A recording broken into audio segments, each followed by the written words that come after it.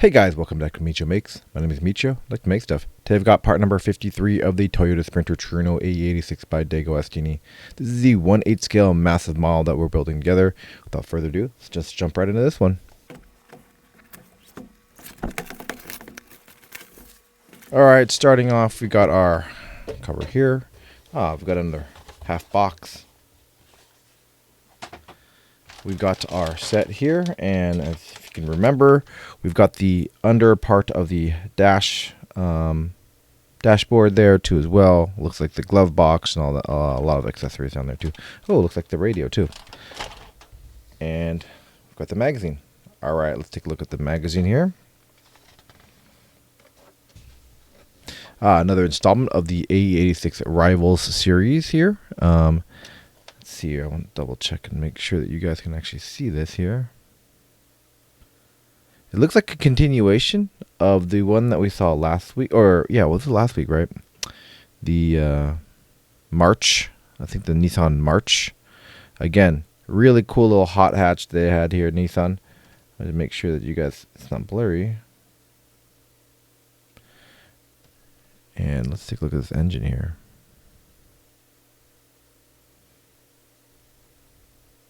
Again, I don't know too much about these vehicles. But if they called out twice already, almost twice in a row, it tells you something that's, especially when it comes down to rally. Look at that. Look at that. Cool setup for rally.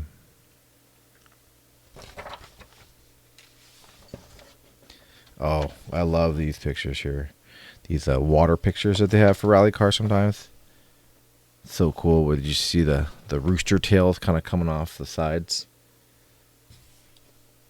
You just gotta pedal the metal for a lot of those parts of the course. Go ahead and make sure you can pause and read that if you might like. Just double checking to make sure it's not blurry for you. Pretty nice. I don't really understand these kind of stylings here. Now, obviously, this very, very much looks like a Nissan Leaf, a newer version of the Leaf. I don't think, maybe I'm wrong, the March kind of turned into incarnations of the Leaf itself, but you can definitely see how there was a lot of inspiration towards the Leaf. You can see the kind of the angular headlights going up the side of the fender and all the just kind of the bubbleness of the car itself. It looks like this is the 2010 version of the March, but in America we don't have, Nissan definitely does not have the market share that they might have in Japan comparison. Obviously Nissan makes a lot of really, really nice cars. Obviously the GTRs, Skylines, R32. They have the Datsun nomenclature too. I believe it was a takeover. I don't think they were kind of together. I don't know the full history of Nissan. Even though, if you've seen my previous videos, I had a Nissan Xterra. Still not like super versed in the Nissan history. I'm more of a Toyota guy. Cool. Jumping right into the part here. So we have, looks like the dash here. We've got installing a lot of the panels here too as well. The glove box, climate control, it looks like, and the radio. We'll take a good solid look at that. That's really cool. A lot more radio work, installing a lot of the paneling. It looks like a lot of, it's kind of crazy. We're starting some interior work already, and it's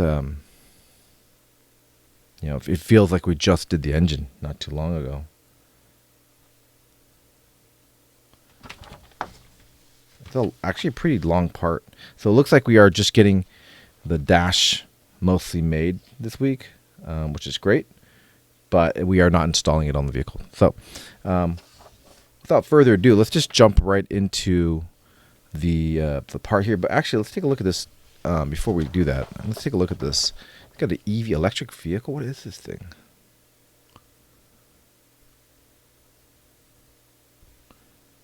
Take a look. Take a look at that. Take a look. Read if you want to translate it too. I'm gonna take a look at what this says too, and I'll get back to you and see what I see.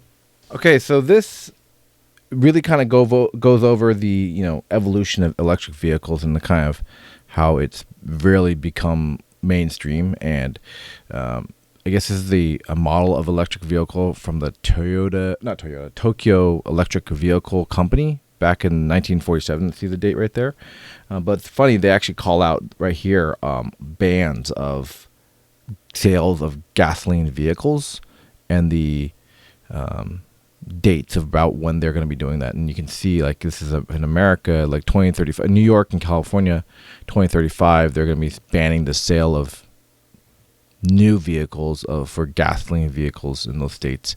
Obviously in China, they have a whole initiative around that, and that's right here. In Japan, they have a whole initiative around trying to move away from gasoline as a fuel, and obviously EU right there too. And this is the UK, and how they're basically trying to progress really towards electric vehicles, and that's fine, but there should still be room. If they're not making new gasoline powered, diesel powered vehicles, definitely there should be a historical context around making sure that those ones that are not currently being produced, there's still resources for those, right? You're not going to just get rid of them right away. And I think it's going to be, especially in America, where the car culture is very geared towards, gasoline powered independence. Definitely you shouldn't ban people from being able to utilize those. But I understand the desire to move towards electric vehicles. Though the commentary is, and I'm not disagreeing with that, the fact that the rare metals in electric vehicle production, especially the batteries, it's going to be definitely a point of contention with a lot of companies and folks and countries. So in my opinion, this is just my personal opinion, alternative fuel sources. I know that the Toyota had the Mirai, which is the hydroelectric, not hydroelectric, what do I mean? Hydrogen powered, not hydroelectric. Hydrogen powered vehicles that I think could definitely be something, because the only emissions from that is water. But everybody sees hydrogen and hydrogen power, and they think, a large hydrogen bomb too as well. And there's never that concern that it wouldn't happen, but it's definitely something that is a lot cleaner when it comes down to energy production and batteries as well.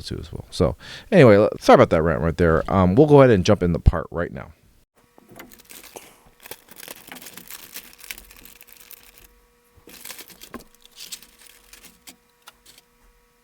Okay, starting off, we'll just grab the biggest piece out here, and that is our dash. And it's gonna be, I believe, mounted this way, I believe, yes, because it's got the hood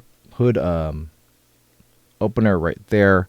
You got they always call this the gooch vent, and there is a vent down there, right near your legs, right for your legs, that you can point wherever you so desire. Sorry, it's kind of being funky and out of focus. Here you go. There it is. You can see the little vent there. This is actually a speaker right here. Would be speaker, and obviously the hood lock right there, hood latch lock, just like that. Got another piece here, and this is your glove box with a speaker right there on that side. A little hard to get out. Got the bezels for the radio. It's gonna be right and left. Got a little plastic panel here, and I don't know exactly what's gonna be on this panel, but it looks like I think we're gonna be actually adding in some stickers here. So we did get a sticker sheet, and this is always something that you really gotta take take your time applying, because let's zoom in actually and see some of the details. And you don't want to screw these up because it looks like, oh no, looks like they gave us 2 shots. That's awesome. They know how a lot of times amateurs do this. These DeAgostini products. So they actually gave us 2 different opportunities to do this. So you can see this is our climate control here with the heat and the direction too as well, and also this fan speed. And then we've got the radio, and I believe, what is this? Cruise control? No, not cruise control. What am I talking about? I don't know what that one is. I'll take a look. That might actually be part of the radio too. I don't know. But what's really great is they give you 2 opportunities to do it. You get this one and this one and this one. So you have, if you do screw up one where it's not aligned properly, you're able to give it another go. And I think that's really nice that they're able to include stuff like that. All right. Let me pull this in while it's still zoomed in. Let's go to the next item that's got a lot of detail on it. Is actually the radio. So let's take a look at this thing.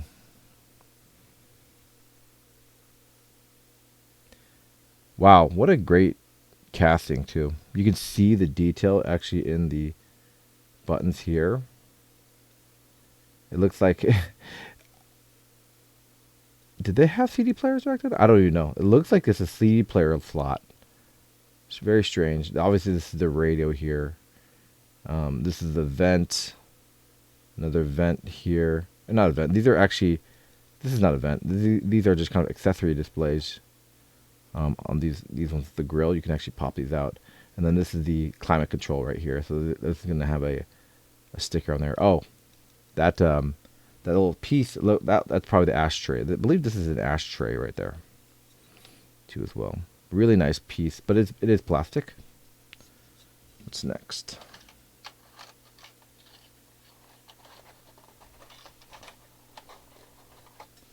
Looks like we got a little trim piece here.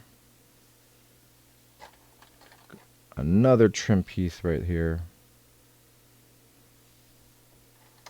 We've got this. Oh, look at that. Oh my gosh. I don't know. Didn't drop it, did I? Nope, I didn't. Take a look at that. Super cool. Cigarette lighter. Obviously for cigarettes, but nowadays people just use it for power. To power their smartphone, right? And for what we have for screws, looks like we just got a little baggie of AP screws right there. All right, and that's it. Okay, so let's get this all laid out and move on to the next step. Okay, first things first, we're grabbing the dash here, and we're actually going to be grabbing this panel here, and it just gets put right there. And we secure it down with some AP screws.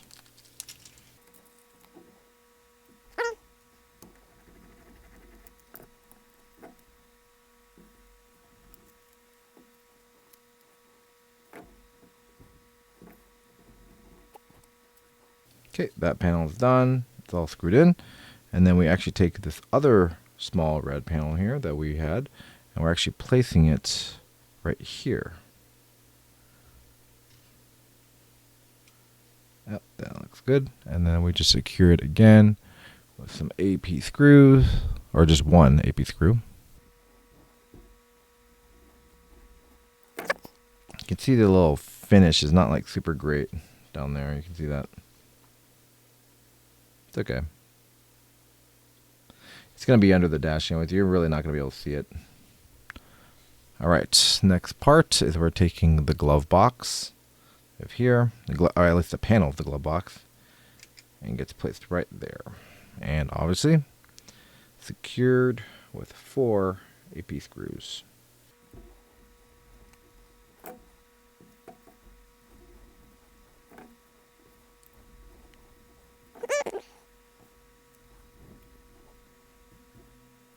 Okay, got that piece finished. Oh, that's actually upside down.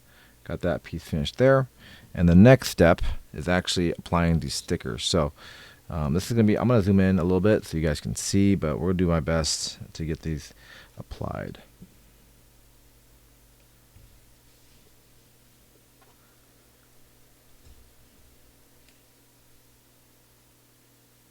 So probably the best one to start with is going to be the climate control. That's going to go right there. It's got actually what's really nice, and I'll just, if you can see this on here, you can see these little notches there, and those are going to be used as kind of guides to where those little sliders are there too as well. So that should definitely help. All right, let's try it out.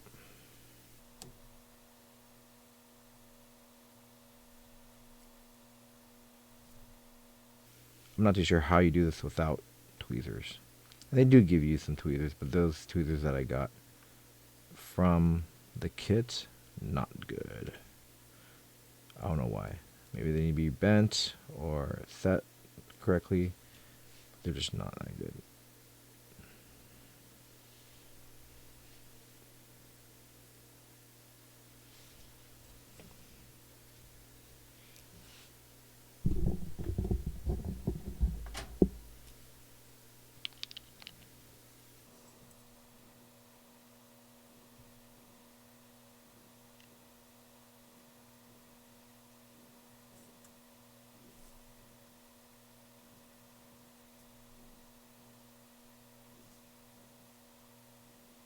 That looks pretty good. What do you guys think? Hopefully that was in focus for you, but it looks pretty nuts on. And having those guides there really helped get the alignment right.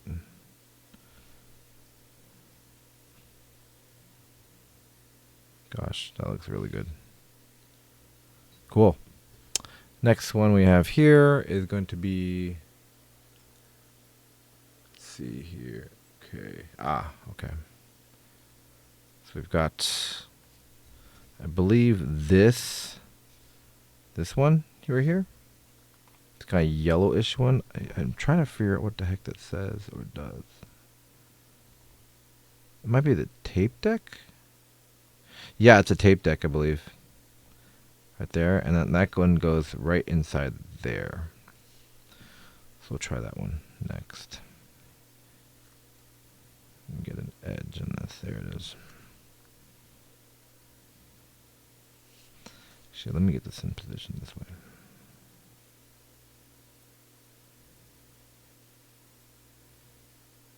Come on, let go. Let go. There it is.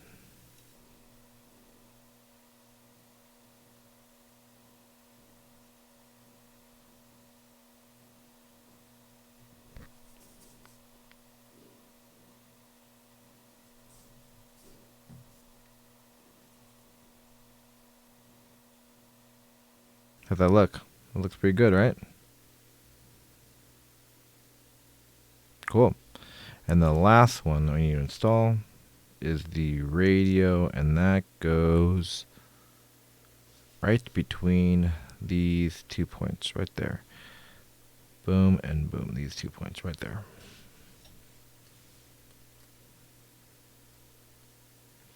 Should we just get started a little bit? And I'm actually going to go in this direction here.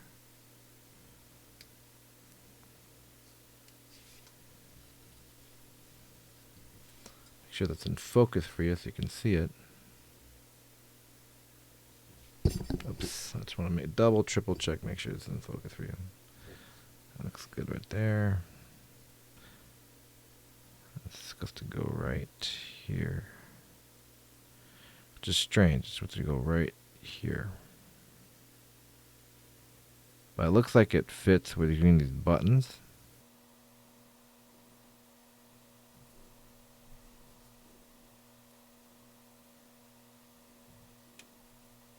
Ooh, I touched it and it kind of got misaligned. So that's not a CD player then. It looks like it's just a setting for the radio. But look at that. Let's make sure that's in focus for you. That looks really good. And I would really do appreciate the fact that, number one, they gave us 2 shots to do this. Number 2, they've got alignment kind of marks here. You have the bezel that this fit perfectly in, so that literally it was kind of hard to screw up if you screw this up. You had these 2, and actually 4 points to get the radio numbers in, and then there's 4 points here to get the climate control set to as well. But that looks really good. All right, let's get on to the next step.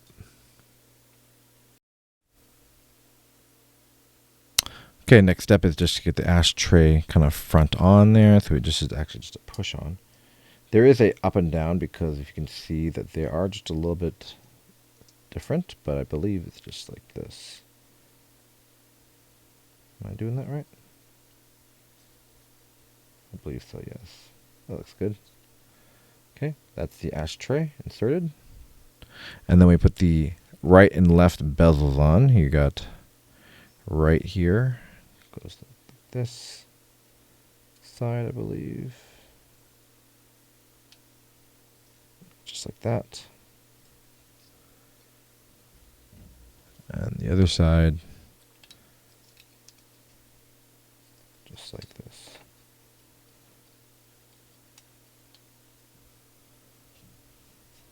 And you just got to add in another AP screw here.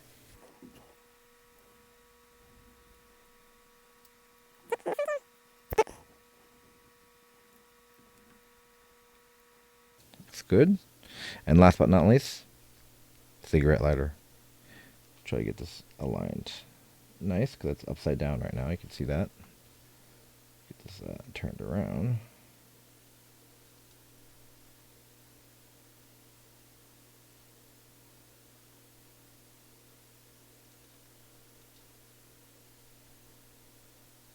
Looks pretty good. Go ahead and press this in. And there we go. Completed climate control and radio. And cigarette lighter too as well. Okay. Finished that step. Now next step. Actually, we are setting this in here. So let me zoom out real quick so you can see. Setting this here. And we've got pretty simple here. Put that in. Just like this. Get the line just like that. And then we take 3 AP screws, it looks like.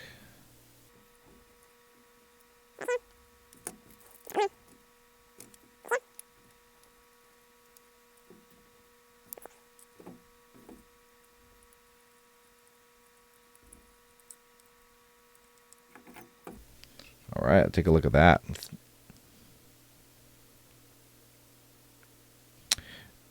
What's so cool about this is that it's such an 80s vibe too. Obviously the sliding climate control, but just the red or kind of brownish paneling, the radio, the gooch cooler. It's so cool. Okay, so next part, actually we are grabbing the dashboard here. It looks like we are getting this mostly installed here, so kind of goes this way. Now they're calling out pretty much to make sure we don't get stuff kind of blocked up, because it goes just like this, right? And there are side panels here. I want to make sure that okay. We'll just turn it around this way.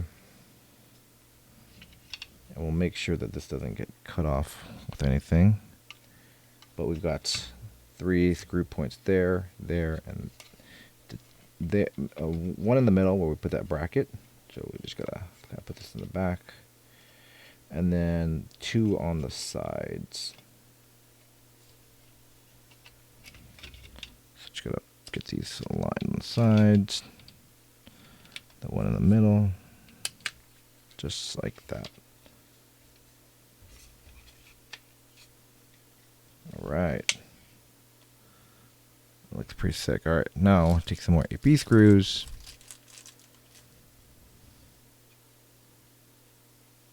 Start with the middle one, just to kind of make sure that gets locked in. The 2 sides.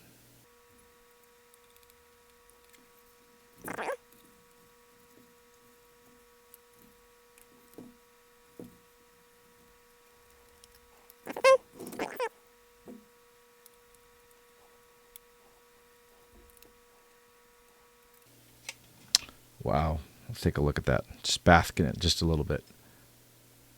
That's so cool. The cockpit is dang near complete, is the front dash of the AE86.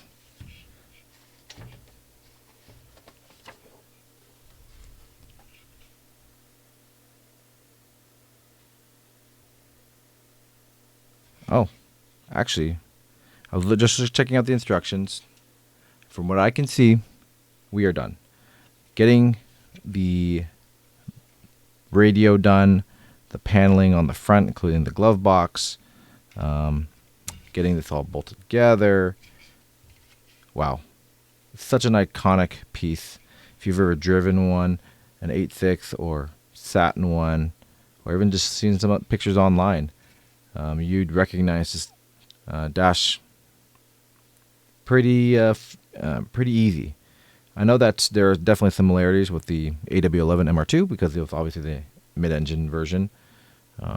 But the MR2 is a different vehicle. It definitely had like different switches and different but it had like the ball vents too as well. But there are definitely similarities. But just taking a look at the 861, this is such a cool replica. I'm gonna also pull this in real quick. Something that we haven't seen in a little bit. It's the Hot Wheels. Now, this is the Hot Wheels. This is a Hot Wheels. This is the dashboard of the model we're building. This is a Hot Wheels. Hot Wheels, you can see it on the bottom there. I think these are 1/64th scale. And then this is in comparison to the dash of what we're going to be working with. So cool. The details are just incredible. What I'm actually still really impressed about, and maybe I'm just gushing, but the quality of these. Now, granted, I was complaining about the little paint here, and the paint under here too as well, but they got covered up. But overall, the alignment of the screws was perfect. Like, I just had to squeeze it a little bit, move it around. The holes have been perfect. I've not had to force anything. I did have a couple of things that I had to modify in the engine bay, but overall, I'm so impressed with the DeAgostini model so far that, it's heads and tails, super high quality. Now, what's really great, obviously, is that if there are issues in manufacturing or something, they can actually, take the time to really clean up any issues that they might have. But overall, I'm extremely impressed about the quality of these kits so far, and the fact that they've got such crazy details in everything, in the interior, the lights, the radio, the way the dash will light up eventually, the lights. I mean, I said that twice, but they're like the thermostats. It's just so crazy. It's a cool model. And with that, I want to thank you guys for joining me on part number 53 of the Toyota Sprinter Trueno AE86 by DeAgostini. This has been a really awesome part, finishing the dash, and I'm really glad that you're able to join me. If you haven't tried it before, please just give it a video like, and subscribe if you haven't done that yet. It really helped the channel grow, but I really do appreciate you sticking with me. We're almost halfway. It's crazy. We're almost halfway. When we hit part number 55, we are officially halfway with this. But we have been doing a ton of work. I'm really pleased with the progress we've done so far. But again, I want to thank you very much for joining me. I'll see you guys in part number 54. Let's take a look and see what that is, actually, real quick. Wow, yeah, we are getting to some iconic stuff here. That is the steering wheel. Now, one thing, I do have the aftermarket racing steering wheel. We'll probably use that. I also might just kind of, before everything gets installed, I might try the OEM one too as well. But look forward to that. We'll get that steering wheel installed on this dash too as well. But thanks again for joining me. We'll see you guys in part number 54. Bye for now.